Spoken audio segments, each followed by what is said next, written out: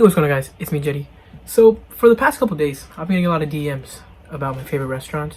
So people wanted me to talk more about the things that I actually liked. So I just said, okay, cool. So today it's gonna be the top 10 facts about my favorite steakhouse, Outback Steakhouse. So let's go.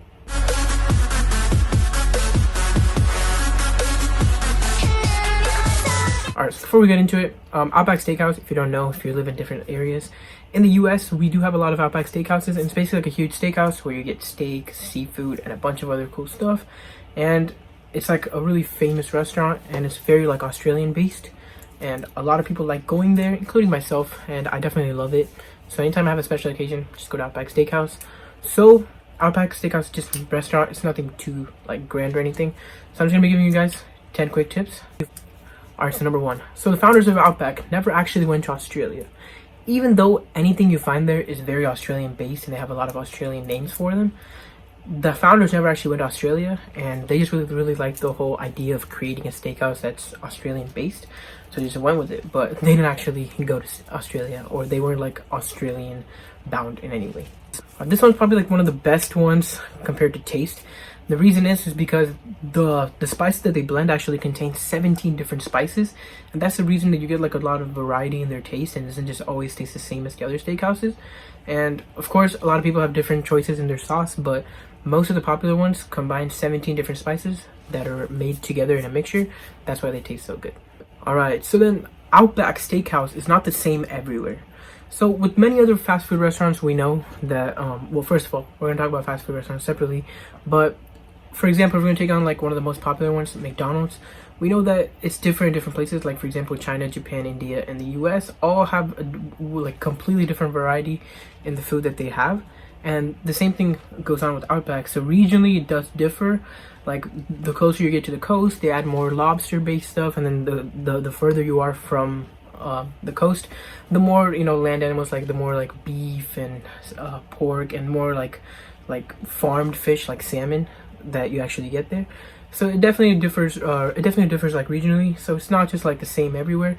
So if you were to go to an Outback in a different place or in a different city, that probably would give you a new experience. So it wouldn't be like you're eating the same stuff, because they do have a different menu, and it's really popular that people change menus regionally, and Outback's also one of them. So a huge secret that Outback has is, with many other steakhouses, when you go there, you usually see that they have a huge grill that they grill the steak on, and that definitely gives you really good taste.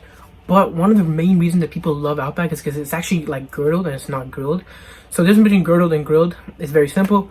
So girdled basically just means it's on a flat top or like on a frying pan, and they just throw butter on it, and then they kind of just make it like that. And grilled is when you throw it in a grill and then you grill it. So then those are the two differences. The thing with grilled is that you get more of a, like that chalky taste sometimes. And of course, don't get me wrong, a lot of steakhouses know how to perfect that taste. But in Outback, since it's girdled in butter, it gets really like juicy, and you don't get that dry texture. So that's one of the reasons that Outback actually stands out from other steakhouses. So with the whole differences in like regional stuff, like I was saying, in Malaysia, there's no pork in any of the Outbacks there. And the reason is, it's also solely because of the fact that pork's not that popular there. And of course, Outback's in Malaysia, so it's a big deal. You're not gonna be able to find Outback in China, Japan, or India, because they don't have a market there. But in Malaysia, people do like steakhouses. They just don't like the pork, so they just take it out, and of course, it's still really great there. So all of the Outback founders are major contributors in the Republican Party. So we can safely say that Outback is a very like Republican housed chain. So Outback Steakhouse is very Republican based. So if you do go into Outback and you see some references to that, now you know why. And that's just solely because of the fact that the founders are very Republican.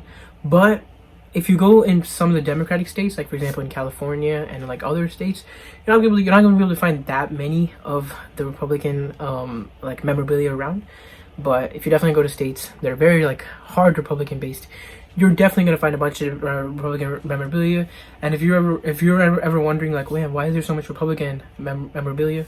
Well, now you know, it's because the founders were diehard Republicans. Alright, so the next two facts are kind of interlinked. They're both about one of the most popular Outback dishes, and it's also the one that I hate the most, and it's the one that I think you guys should really avoid, and I'll tell you why.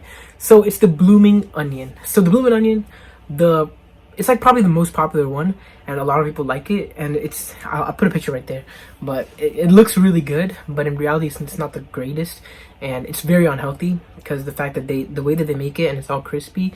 So if you go into Outback, the one thing that you should never get is the Bloomin' Onion, because if you're gonna regret going there, it's because of that.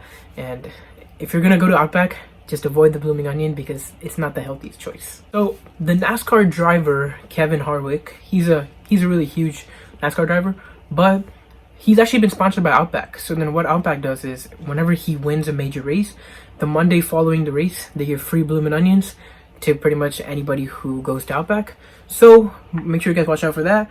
If you ever see a Kevin Harvick win, go to Outback and get Bloomin' Onion. But you probably shouldn't eat the Bloomin' Onion. Give it to your friend, because it's not the best choice to make. Alright, so this one's actually a really sad one, and it's also kind of like the one that a lot of people relate with. It's the fact that Outback's actually really expensive, and to be completely fair, yeah, Outback, you walk in Outback, you're probably going to be spending anywhere from 50 to 60 bucks if you're eating like a small meal for yourself, and if you go with 2 to 3 people, you're going to be spending anywhere between $120 to $180, and that's just like scientifically proven by like taking all the data from all the Outback users. And so it's definitely not the greatest option for cost-effective people. So how you can fix this is by joining the Outback 365 program. And what the program is basically like, it's like the name suggests, Outback 365 throughout the year, and you get like a lot of programs and a lot of things that actually go on during Outback. Like if they have any coupons or anything, they just email it and text it to you. So you can get free Bloomin' Onion sometimes. You can also get free food, and there's a lot of different coupons too, so you get like 20% off, 30% off.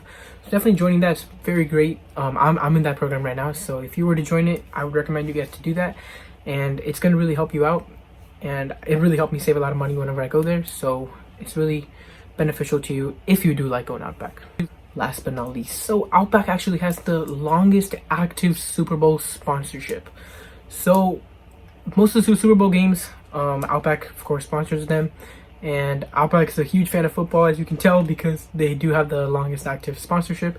So when the Super Bowl goes on, if Outback sponsors them, you'll definitely see the Super Bowl in all the Outback steakhouses, and usually the bar's crowded with those.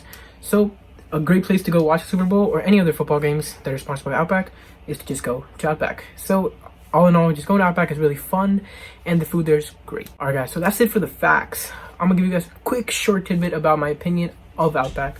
Of course, I love Outback, and I'm always gonna go there. And people, like a lot of you guys have been texting me and asking me what I get there. So when I go there, I usually get one filet mignon steak. It's about 9 ounces, and then I get the 9-ounce salmon with a bunch of fries. So then we just throw that together, and that's like probably like the one thing that I just love the most is the whole steak idea that they have there, where it's just girdled. So that's why I love going to Outback. It's a great place. Definitely go check it out, and trust me, you'll like it. And after you finish checking it out, comment down below if you liked it. Tell me your opinion about Outback. Do you know what that is? You never heard of it, first time hearing it? Well, that's great, because you're not gonna regret going there. So thanks so much for watching, guys. Make sure you guys subscribe. I'm gonna leave the red subscribe button over there, and also follow me on Instagram at Jedi.Solomon. So thanks so much for watching. I'll see you guys next time. Bye.